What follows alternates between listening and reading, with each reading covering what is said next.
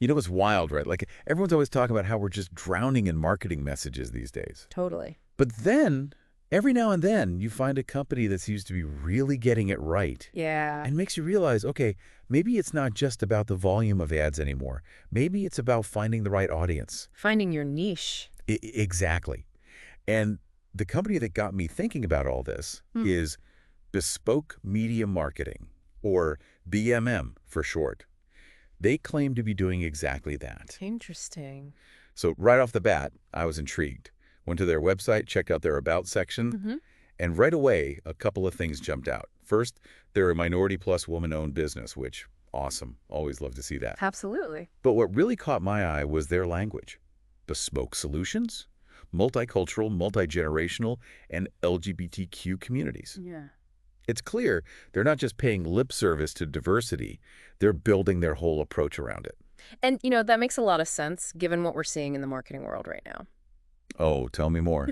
Well, there's this massive shift happening towards micro-targeting, right? It's not about trying to reach everyone anymore. It's about connecting with these smaller but much more engaged groups. Makes sense. Less noise, more signal. Exactly. And, those groups are often defined by shared identities, values, cash-ins. So it's about speaking directly to people's sense of belonging, their specific interests. Exactly. And BMM even highlights their expertise in areas like culture, entertainment, gaming, cutting-edge technologies, the kind of stuff that really gets certain communities fired up. Right. Like they've really thought about who they're trying to reach.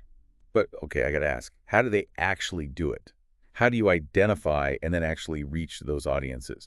I mean, it's one thing to say bespoke, but how does that actually play out? Yeah, the million-dollar question. And that's where their approach gets really interesting. They're not just relying on old-school advertising. Oh. They've got this whole range of services. Okay, so break it down for me. What kind of services are we talking about? Well, they've got media relations. Okay, so far so good. Sounds pretty standard. Right, but it's not just about blasting out generic press releases to anyone who will listen.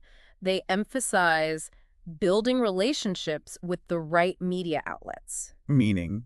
Meaning the outlets that a particular community actually pays attention to. Oh, I see. So it's like you need to understand that media landscape, the publications, the websites, the influencers that a specific group trusts. Exactly. So it's not just about getting the message out there. It's about getting it in front of the right eyeballs.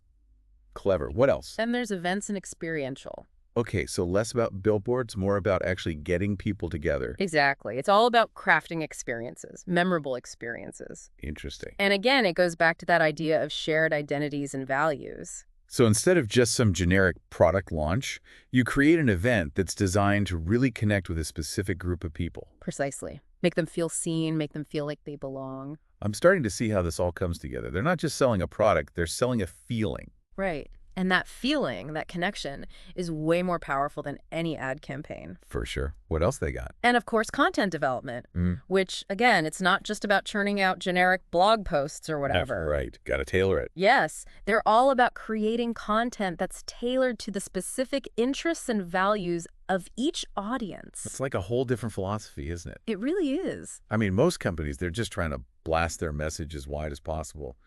But BMM, it seems like they're playing a totally different game. Totally. And you know what? It's fascinating. So they're building these relationships with niche media outlets. They're crafting these hyper-targeted experiences. It's like they're creating a whole ecosystem, right? That's a great way to put it. A whole ecosystem designed to reach that audience wherever they are. It's not just about seeing an ad anymore. It's about experiencing a brand in a way that feels personal. Right. You hit the nail on the head. Like they actually get you. And that's powerful. No kidding. And that's why this whole holistic marketing thing they talk about is so important. Oh, absolutely. Especially now when everybody's got a million different channels and platforms. Yeah, it's like the old ways of doing things, just blasting out the same message everywhere. That doesn't cut it anymore. Not even a little bit. You got to meet people where they are, create an experience that feels consistent no matter how they're interacting with your brand. It's almost like you're building a world around your product, right? Kind of, yeah. And BMM seems to understand the nuances of that world building. Definitely. And I noticed they use this phrase, cultural competency, which I thought was really interesting. Oh, yeah, that's huge these days. So for people who might not be familiar, what does that even mean in the context of marketing? Basically, it means understanding that what works for one group might not work for another.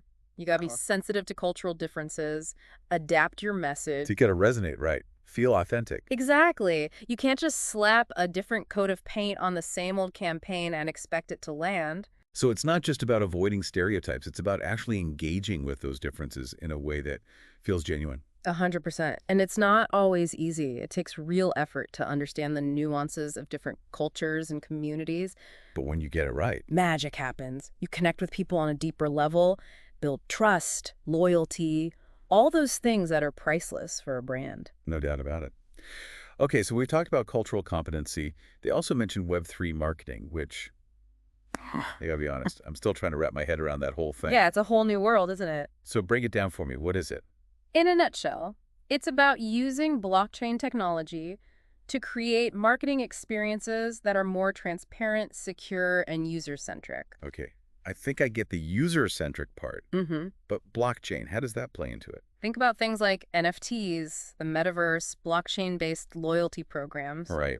NFTs. It's about creating digital assets that people actually value, building communities around those assets. So instead of just seeing an ad, you're participating in something. Exactly. You're part of the experience. And because it's all built on blockchain, it's transparent, trackable, secure. Okay. That actually makes a lot of sense. I can see how that would be appealing to certain audiences, especially younger generations who are already super comfortable with all that tech. Absolutely. And BMM seems to be ahead of the curve on this stuff. Well, and they walk the walk, too. It's not just theoretical for them. Right. They're actually doing it. Yeah. Like I was browsing their blog, which, by the way, they've got some really interesting articles on there. And one of the titles that jumped out at me was, When to Opt for Grassroots Marketing Over Traditional PR for Your Theatrical Film Release. Oh, that's a good one. I mean, talk about a niche topic. But it makes you realize they're really thinking outside the box. For sure. And drawing connections between seemingly unrelated industries. Right. Like, what can we learn from the way movies are marketed? They're masters of building buzz, creating anticipation. Totally. And BMM is saying, hey, those same principles can apply to other product launches too. So it's like, don't be afraid to borrow ideas from different fields. Adapt them to your own needs. Exactly. And they even have a piece called Developing a Successful Product Launch, Insights from Film Release Strategies. Like, they're really trying to understand what makes a campaign pop, regardless of the industry. Yeah, and that's kind of the takeaway for me, right? They get that the same ideas can work in different places. It's like they're saying, hey, don't just follow what everyone else in your little corner of the world is doing. Look around, steal like an artist. Right? And they even had this other piece I thought was sharp, the power of influencers in real-life activation. So again, it's not all just online for them. Which is so key.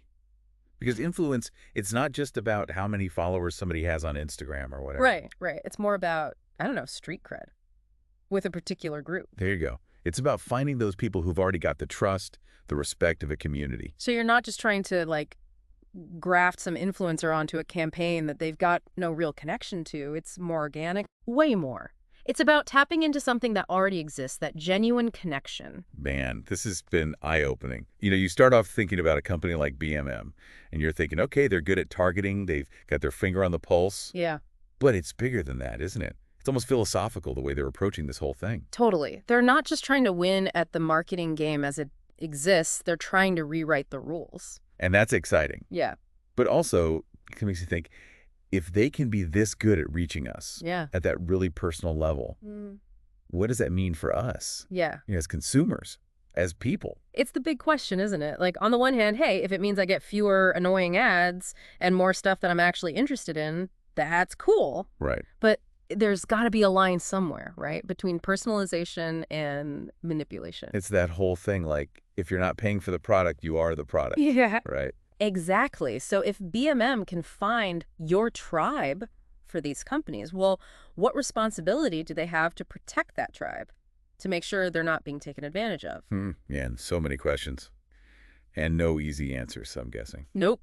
But hey, that's what makes it interesting, right? These are the conversations we need to be having, especially as technology keeps evolving. Absolutely. And, you know, maybe that's the biggest takeaway from today. It's not just about understanding how bespoke media marketing works. It's about thinking critically about the role it plays in our lives. 100%. Like, we've unpacked a lot about BMM, their strategies, how they see the future of marketing. But maybe, just maybe, the most important things they've given us are the questions. Things for all of us to chew on.